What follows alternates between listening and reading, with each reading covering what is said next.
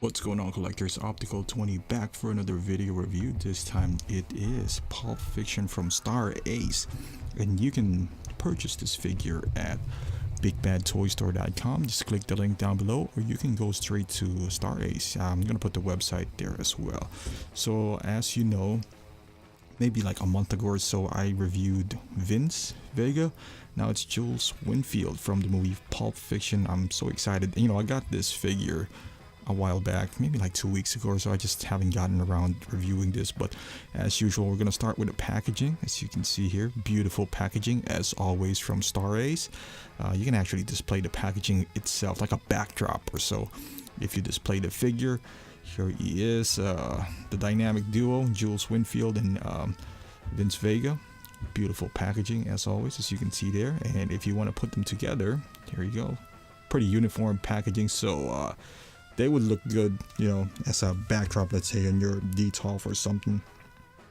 On the side you can see Pulp Fiction, and on the side you can see, their name, Jules Winnfield. And as far as accessories, it comes with only, I believe, one right hand or so. The trigger finger hand. You can see two hands that can hold the burger and the drink. He also has this barefoot sandaled, attachment to his leg, which is pretty cool. It does come with this silver painted gun. Again, I guess I look back at the movie, there's some nice details in here. It says auto ordnance. The slide doesn't cock back, but you can remove the magazine. You can expose some bullets in there. Yeah, pretty nice. Standard weapon out there. But I love this package by Star Ace. It comes with little trinkets here and there, which is pretty awesome, like this burger and this soda, which you can actually take out the lid, and also the straw. The burger is nicely detailed as well. It has some you can see crack on the bun. Nice, pretty nice sculpting. And at the bottom it says Miramax. I guess I don't know why there's Miramax all over the figure on the back, because when I undressed them to change the outfit as well, which is you would see as well the second pair of outfit, which is pretty awesome by Star Ace, including that. And this is the drink, the Kahlua, I believe. Is that Kahuna? Yeah, Kahuna, big Kahuna burger. This is, I believe, in the beginning of the scene. I don't remember this being towards the end, like in the diner scene, but I'm sure they got it from there. You can see there, it's pretty cool. Oh, and the straw, I didn't know it was coming off as well. I was like, that's pretty awesome as well, that you could actually take out the straw. There you go. And you can see he has a bracelet as well. You won't really see this when he is wearing the suit, but it's more prominent when he's wearing the t-shirt. So that's a nice added bonus right there. One thing I guess that I could add if I had to, but he has a necklace that says J on it. It has a letter J, but that's not a big deal. Again, it's gonna be rare that I would, not rare, but every once in a while I'll mix it up where he's wearing the t-shirt, but for the most part he just looks more badass when he is wearing that suit. That's where I'm going for. And this is the shirt that he comes with, when he changed their clothes when they accidentally killed this guy. And the red shorts, that scene is pretty cool as well towards the end of the movie. And the base, same as, doesn't have any nameplate on it, but it says Pulp Fiction. And here he goes with his suit. Again, kind of like Vince Vega. Nothing too fancy about the suit. You can see the shoes. It's nice and shiny. He does have socks as well. I'll try to pull it up, but the camera is having a hard time focusing on all these blacks as far as his outfit is concerned. There's a belt, which is also functional. All I can say is the suit is nicely tailored. It is it's well fitting. It's not one of those baggy suits. So I guess, and the surface on that hand, by the way, he does have a ring, which is pretty cool. Not on the other hand, the other trigger finger hand, but that one does, which is I do like. And this is the head sculpt right away from Samuel L. Jackson. Now you got to remember, this is a different. This movie was what, like 20 years old or so, so he looks a bit different than the now. He does have this funny hair that he does have. Beard, not a goatee per se. So, but I think Star Ace, really captured Samuel L. Jackson in this portrait.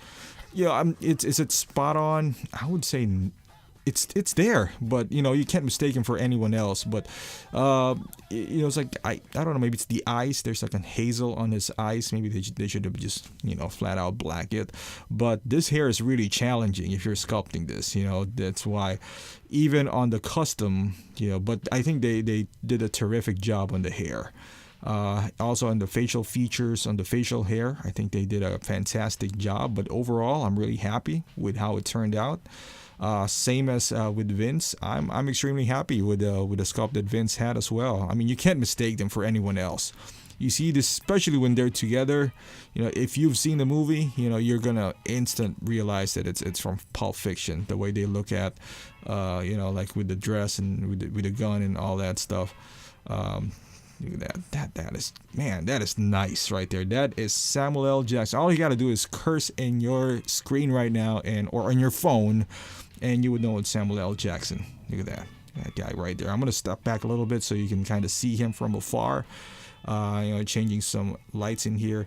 I got some 3-point lighting, so sometimes a figure would look lighter than they actually are because of I'm shooting in a small space. It's a walk-in closet, and I just turned out to be my studio, makeshift studio.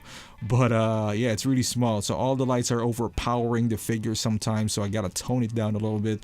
The ISO here is 100, so just to give you an idea how these lights are. But there's a lot of black in this figure, and I'm talking about his outfit and everything. So I gotta illuminate him, so you can kind of see where he's at, because different, everyone uses a different monitor. The calibration is all different, so you gotta take that into account. But yeah, overall, I'm really happy and excited when I got this figure. I'm gonna take more pictures. Actually, I did, so follow me on Instagram if you haven't done so.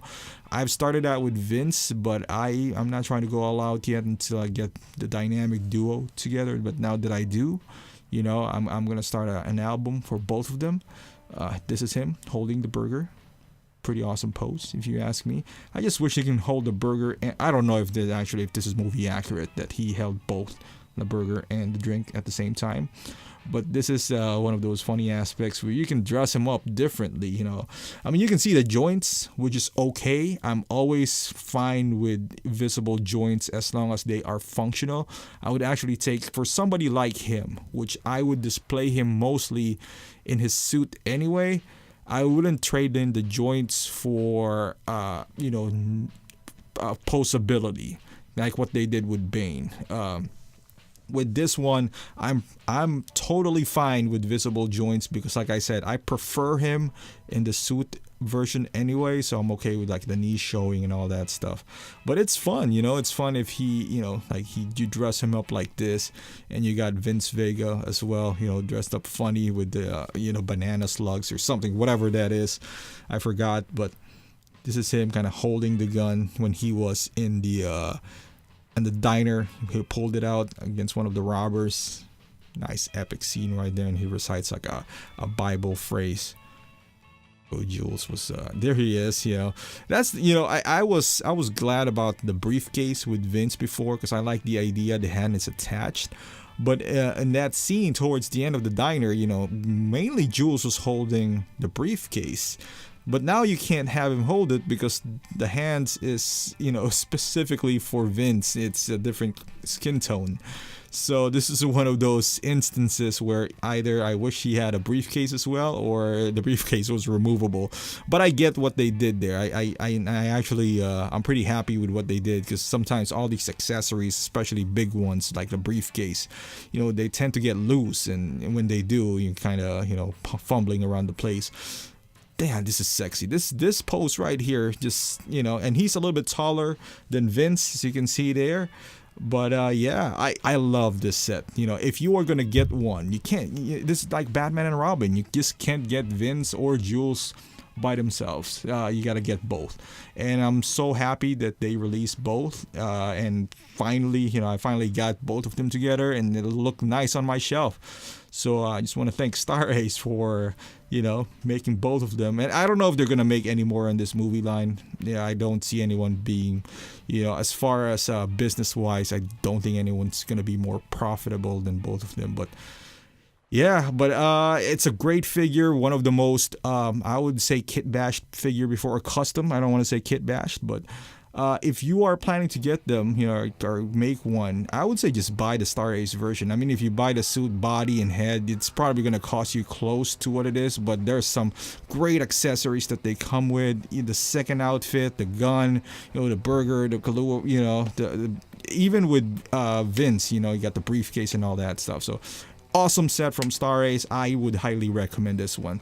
And thank you for watching, guys. If you haven't done so, please subscribe to my channel, follow me on Instagram and Facebook, and I'll see you in the next review.